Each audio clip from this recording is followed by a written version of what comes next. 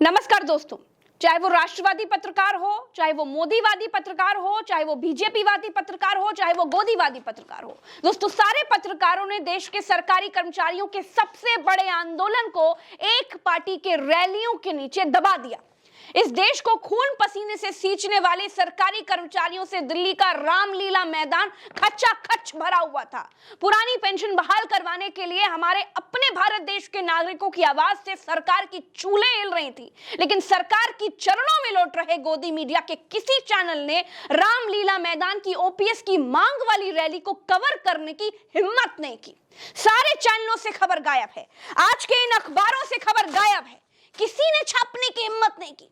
किसके ऑर्डर पर नागरिकों की मांग को दबाया जा रहा है, किसके इशारे पर खबरें दबाई जा रही हैं, ये आपको बहुत अच्छे से मालूम है। दोस्तों हमारा आपसे वादा है कि हम आम लोगों की आवाज, आम लोगों के हित से जुड़े हुए मुद्दे कोई खबर दबने नहीं देंगे। इस देश के नागरिकों की आवाज में आवाज मिलाएंगे।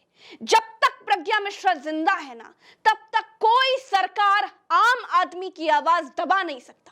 गोदी मीडिया ने अगर यह समझा कि वो एक पार्टी की रैलियां दिखा करके आम आदमी की आवाज दबा लेगा, तो दोस्तों ऐसा होने नहीं दूंगी। मैं पहले समझ गई थी कि गोदी मीडिया आम आदमी से जुड़ी आवाज को कभी नहीं दिखाएगा। दिल्ली में सरकार से पुरानी पेंशन बहाल करवाने की मांग लेकर के जो लोग आए हैं, उस रैली को कभी नहीं दिखाएगा। इसीलिए मैंने अपने सहयोगी अभिनव को वहां रामलीला मैदान में तैनात किया था। अभिनव, क्या कह रहे हैं? पुरानी पेंशन बहाल करवाने के लिए जो लोग अपनी मांग लेकर के आए हैं, जिनसे रामलीला मैदान खचाखच भरा है, वो आखिर क्या कह रहे हैं, सुनवाइए जरा। अच्छा एक मिनट, आप पहले रामलीला मैदान में आए लोगों की बात सुने, उससे पहले एक बार समझ लीजिए कि ये पुरानी पेंशन की स्कीम आखिर है क्या चीज, ये ओपीएस क्या है। तो दोस्तों, ओल्ड पेंशन स्कीम के तहत रिटायर्ड कर्मचारियों को पेंशन का अधिकार मिलता है। ये रिटायरमेंट के समय मिलने वाले मूल वेतन का 50% होता है। यानी कर्मचारी जितनी बेसिक पे पर अपनी नौकरी पूरी करके रिटायर होता है, उसका आधा हिस्सा उसे पेंशन के रूप में दे दिया जाता है। दोस्तों, ओल्ड पेंशन स्कीम में रिटायरमेंट के बाद कर्मचारियों को वर्किंग एम्प्लॉय की तरह लगातार महंगाई भत्ता समेत अन्य भत्तों का लाभ भी मिलता है। मतलब अगर सरकार किसी भत्ते में किसी तरह का कोई इजाफा करती है, तो फिर इसके मुताबिक पेंशन में बढ़ोतरी देखने को मिलती है। सरकार ने पुरानी पेंशन ये कहकर के खत्म कर दी कि इससे खजाने पर बोझ पड़ रहा था। नई पेंशन योजना शेयर बाजार और दूसरे निवेशों पर आधारित है। तो अभिनव, अब बताइए कि सरकारी कर्मचारियों के सबसे बड़े आंदोलन में आए लोग आखिर क्या कह रहे हैं। इधर आइए, आप डमरू उमड़ू लेके घूम रहे हैं, ये क्या, ये डमरू उमड़ू टांग के घूम रहे हैं आप? बताइए। देखिए, इस डमरू पे सीधा देखा जा सकता है कि लिखा हुआ है कि पुरानी पेंशन बहाल करो एनएमओपीएस। तो ये सीधा सीधा संदेश है कि ये जितनी बार बजेगा उतनी बार सरकार की बजाएगा। देखिए, हमारे भाई ने बिल्कुल ठीक कहा। जिंदाबाद जिंदाबाद। इनको कहने दिए डमरू उमड़ू लेके आए, जा डमरू बजाइए, क्या है ये? पहले तो बता दूं, डमरू नहीं, ये ढोलक है और हमारा वाद्य यंत्र है उत्तराखंड का। हम लोग उत्तराखंड से आए हैं। और देखिए उत्तराखंड से आए हैं, और इसका जो प्रयोग किया जाता है वो देवी देवताओं को जागृत करने के लिए किया जाता है। तो जिस सुसुप्त अवस्था में हमारी सरकार आज सोई है, तो ये ढोलक उसी का प्रतीक है कि अगर आपने हमारी आवाज को नहीं सुना, तो इस ढोलक को बजाकर हम आपको जागृत करेंगे, और तब भी अगर आप जागृत नहीं हुए तो सरकार से आपको बेदखल करके ही दम लेंगे हम लोग। आप सरकार से बेदखल करने की बात कर रहे हैं। मोदी जी कह रहे हैं कि उत्तराखंड से आप आए, उत्तराखंड में कह रहे हैं तमाम जगहों पे हमारी जहाँ सरकार है वहाँ विकास हो रही है, और कांग्रेस एक तरफ कह रही है कि हमारी जहाँ सरकार आएगी हम ओपीएस लागू करते हैं। देखिए, हमारे लिए और हमारे परिवार के लिए, मेरे पिताजी सरकारी नौकरी से अभी रिटायर हुए हैं। अगर उनको पुरानी पेंशन नहीं मिलती तो आप सच मानिए हम लोग आज सड़कों की खाक छान रहे होते।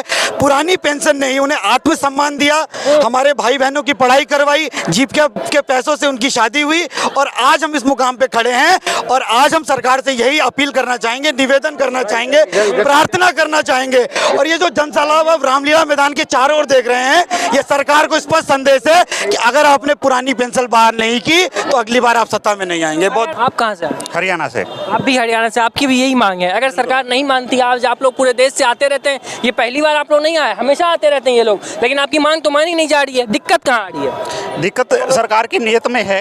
ये बीजेपी सरकार नहीं चाहती कि पुरानी पेंशन बहाल हो। बीजेपी की नीयत में खोट? बिल्कुल खोट है। आपको पता नहीं कितने झूठे हैं ये लोग? हमको नहीं पता, हम दर्शकों को जरा बताइए कितने झूठे लोग हैं ये? आपके खाते में 15 लाख रुपए आए? हमारे खाते में तो नहीं आए। हाँ, मोदी जी कहने के लिए तो बहुत कुछ कहते हैं, बड़े बड़े बातें करते हैं, ऐसे जुमले पकड़ा देते हैं, बिल्कुल जनता की आंखों में धूल झोंक देते हैं और उसी बेचारी जनता गुमराह हो जाती है। उसी का परिणाम यह है कि आज सत्ता में बैठे हुए हैं, मगर जनता पूरी तरह से समझ चुकी है, शिक्षक कर्मचारी वर्ग पूरा समझ चुका है कि ये हमें ओपीएस नहीं देंगे, हमारी पुरानी पेंशन को बहाल नहीं करेंगे, तो हम भी इसको सत्ता में रहने नहीं देंगे। मतलब लोग सत्ता से हटाने की बात करते हैं। हाँ, हम सत्ता से पूर्ण रूप से हटाने की बात करते हैं।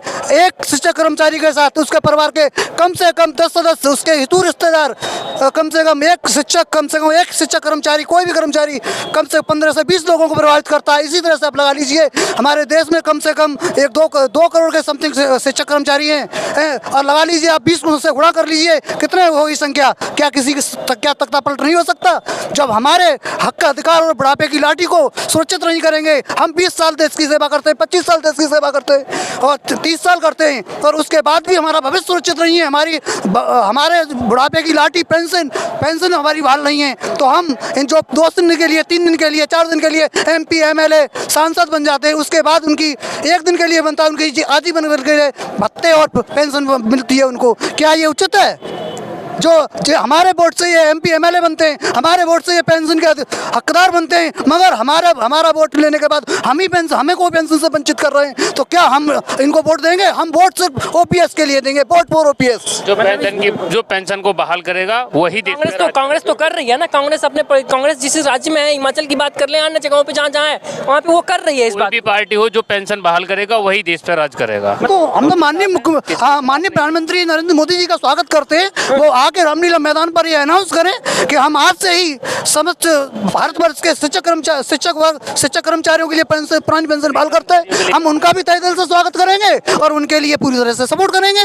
आप कहाँ से? मैं सर हरियाणा कैथल। आप हरियाणा से? आप ये लोग कह रहे हैं कि जो हमारा नहीं वो किसी का नहीं, प्रधानमंत्री जी किसी का नहीं है क्या? किसी के नहीं है, किसानों के भी नहीं है। स्वामीनाथन रिपोर्ट भी किसानों को झांसा दे के यहाँ से उठाया था कि स्वामीनाथन रिपोर्ट को लागू करेंगे, और बीजेपी की जो घोषणा पत्र था उसमें सबसे पहला स्वामीनाथन की जिक्र था। और हमारी तो जो पुरानी पेंशन थी वो पूर्व प्रधानमंत्री अटल बिहारी वाजपेयी जी ने वो बंद की थी। उन्होंने पुरानी पेंशन को बंद करने का काम किया था, और बीजेपी नरेंद्र मोदी उसको आगे बढ़ा रहा है। सारा देश के आज कर्मचारी यहाँ पे आए हुए हैं।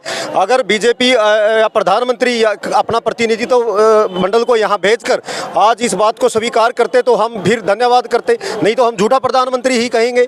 बिल्कुल मोदी जी झूठा प्रधानमंत्री। मोदी जी कल भी आपका मोदी जी हर रोज जहाँ जा रहे हैं, आजकल चुनावी यात्रा पे हैं, कह रहे हैं कि हम जो कहते हैं उसको करके दिखाते हैं। वो खुले मन से कह रहे हैं, आप लोग कह देते हैं झूठा। देखिए बिल्कुल झूठा है, कुछ भी करके नहीं दिखाया है। सरकारी नौकरियों को और पुरानी पेंशन को बंद करने का काम जो है नरेंद्र मोदी सरकार ने किया है। जहां भी पूरे भारत में नई नौकरियां निकलती हैं वो कॉन्ट्रैक्ट बेस या दूसरी स्कीमों के तहत निकाली जाती है। इवन इन्होंने ताकि किसी को पुरानी पेंशन ना देनी पड़े, उसके बदले में नई नौकरियां निकालनी भी बंद कर दी और पक्की नौकरियां देनी बंद कर दी।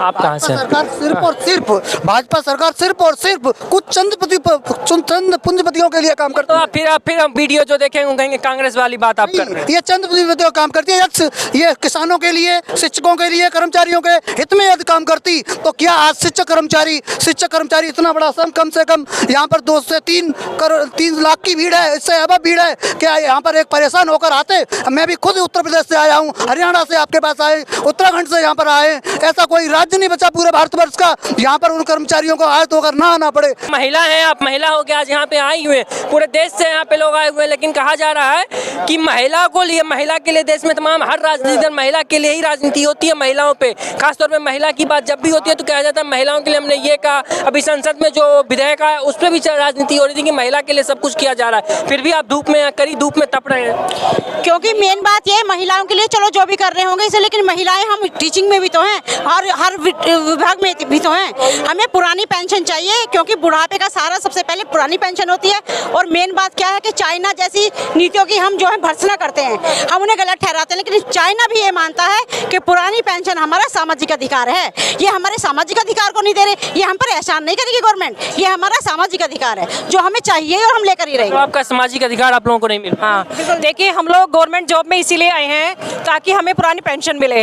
अदरवाइज जो प्राइवेट जॉब है उनमें इतने अच्छे अच्छे पैकेज पे लोग काम कर रहे हैं, ठीक है। गवर्नमेंट जॉब में आने का एक ही हमारा मकसद है कि हमें पेंशन मिले, और जो ये एनपीएस है, न्यू पेंशन स्कीम, ये बिल्कुल भी हमें मंजूर नहीं है, ठीक है। और वोट पे चोट, बिल्कुल बिल्कुल। पेंशन नहीं तो वोट पे चोट, तो पेंशन नहीं तो वोट पे चोट, पेंशन नहीं देंगे तो वोट नहीं देंगे। ये तमाम ये जनता का है मूर्खता हम आपको दिखाने की कोशिश करते हैं। ये जो ओपीएस वाले लोग हैं, ये ओपीएस की मांग करने के लिए देश के अन्य अन्य हिस्से से आए हुए हैं। तकरीबन 10 लाख से ज़्यादा की संख्या में आज रामलीला मैदान पे यहाँ पे लोग आए हुए हैं। आप क्या सोचते हैं इस तमाम खबरों पे, और आप क्या इस ओपीएस को लेकर और पुरानी पेंशन को लेकर क्या सोचते हैं, हमें कमेंट में बताइएगा। आपके कमेंट का इंतजार रहेगा।